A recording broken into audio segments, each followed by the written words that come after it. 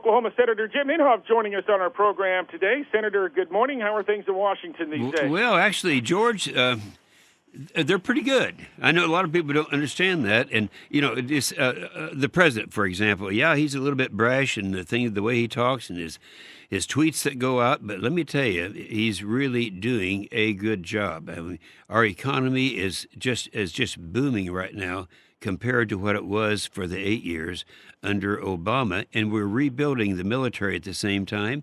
I just got back from the South China Sea and our allies over there, and we have some new threats that are facing us that we're going to be working on. So I think things are good right now, and I'm glad to talk about any of them.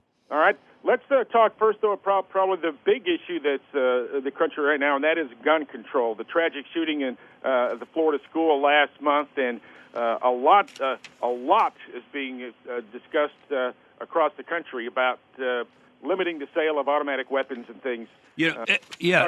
This becomes 100% partisan. Now, of the listeners that are out there right now, George, listening to us, those individuals who are liberals, truly in the heart, liberal Democrats, then they kind of look at the ownership of guns as the problem.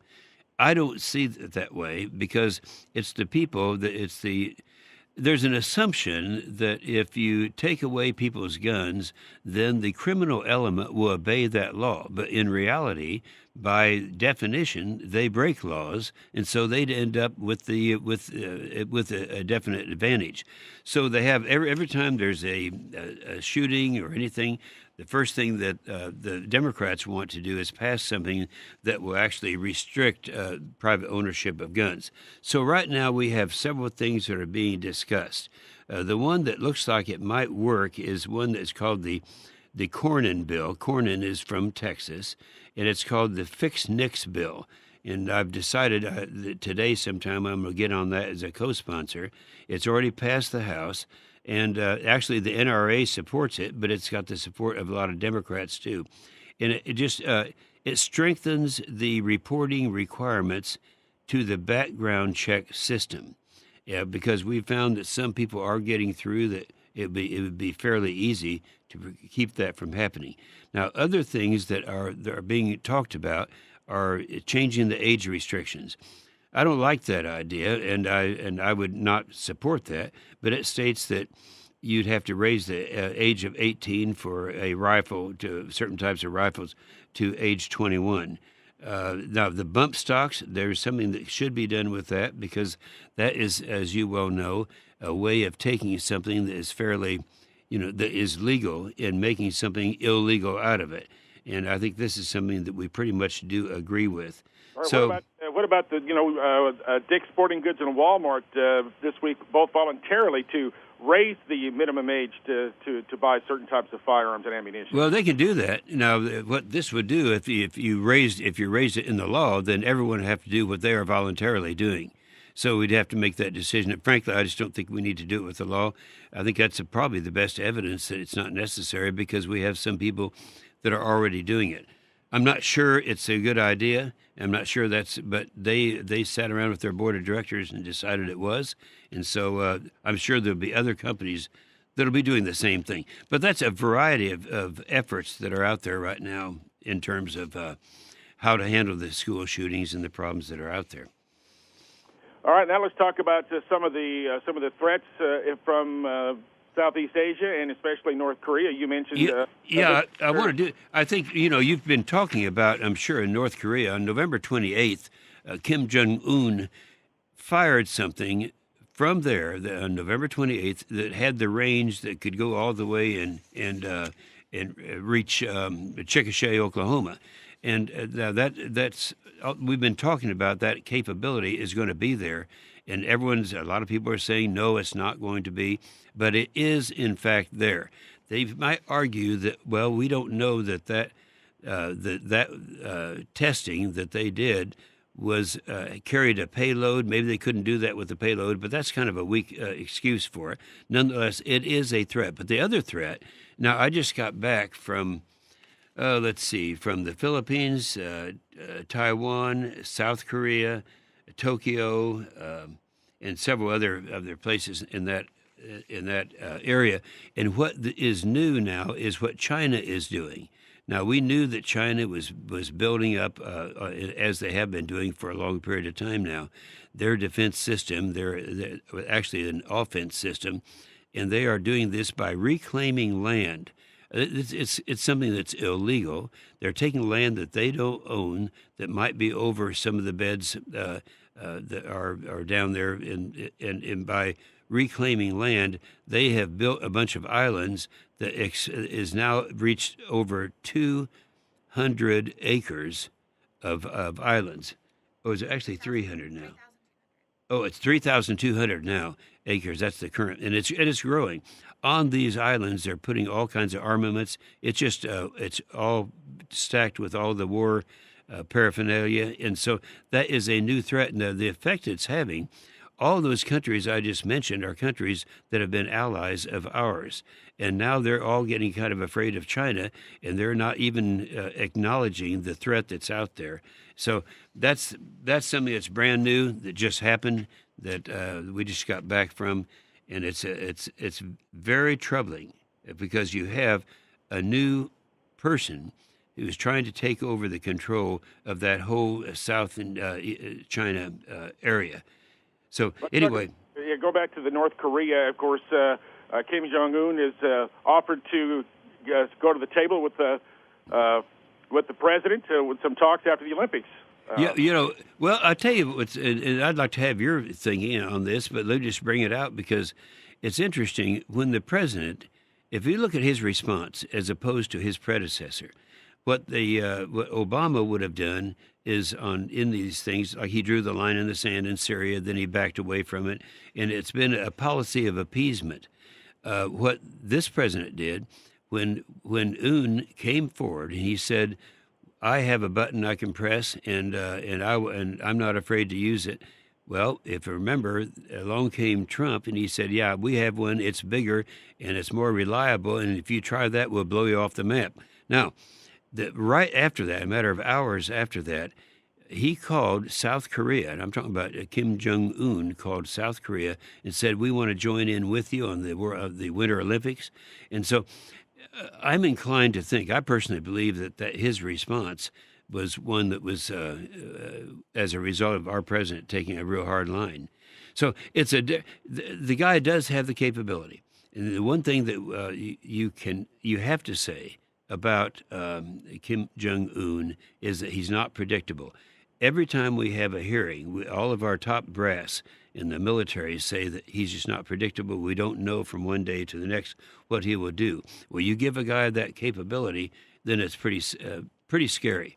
So anyway, getting back to the trip through the South China Sea, all of those countries down there now are saying, well, we don't think that he would do it. Well, first of all, why is he building that capability if he doesn't have some indication he may want to use it sometime? Right. And new reports out today that Russia may be developing some new nuclear weapons.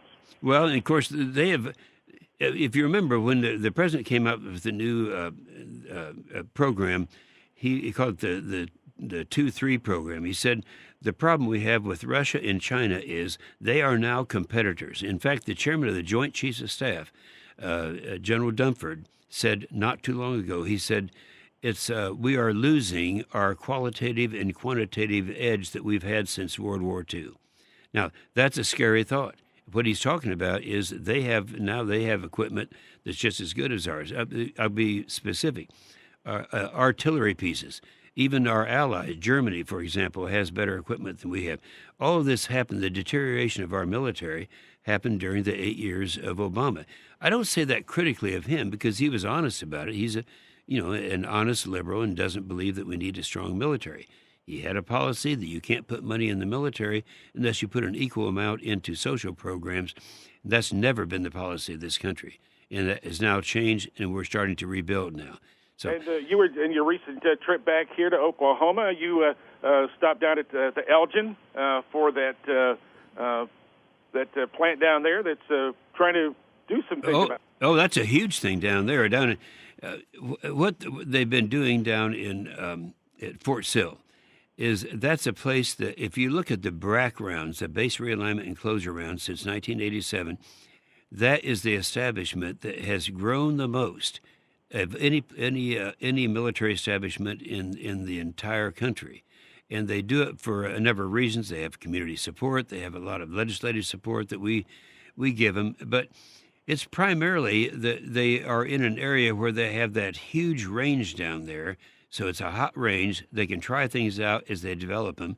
And down in Elgin, Oklahoma, they're going to triple the size. This is BAE is going to triple the size as they develop the PIM project. The PIM is World War II technology, but it's updated, and that is going to put us back in the driver's seat of having the best artillery around. All that's happening right there in Oklahoma. So, yeah, I've enjoyed going down there and participating in that. All right, now let's shift to the economy that you mentioned earlier, and you say things are going pretty well. Oh, absolutely. You know, and what I'm about to say, people just it really hasn't soaked into people. But the best thing you can do to our economy is increase the economy so that it goes up. During the 8 years of Obama, the average increase was 1.5%. So far in this presidency, it's well over 3%. Now, what does that mean? It means for each 1% increase in economic activity, that increases revenue coming into the federal government by about $3 trillion over a 10-year period. Now, when he had his tax reductions, that will have the effect of increasing revenue, not decreasing. And for those who shake their heads and don't believe that, just think this was a Democrat idea back in 1962 when we had President Kennedy. At that time, he said we need more money for the Great Society programs, and the best way to increase revenue is to decrease marginal tax rates. And it worked.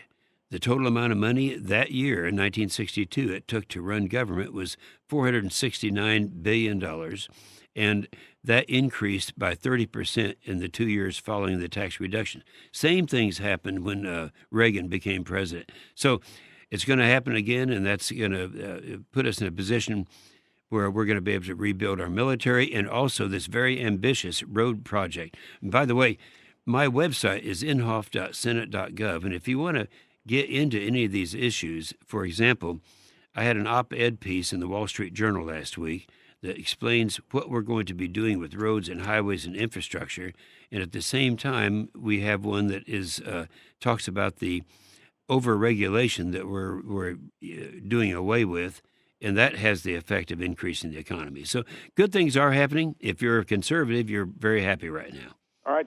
Now, that funding for that infrastructure program, part of that would be funded through an increase in the federal gas tax, from what I understand? Well, they put all the options on the table. That's one option that's out there. In fact, that is a very popular option. There is a poll that I don't have in front of me right now, but something like 83% of the people are willing to pay more on a gas tax if it's necessary.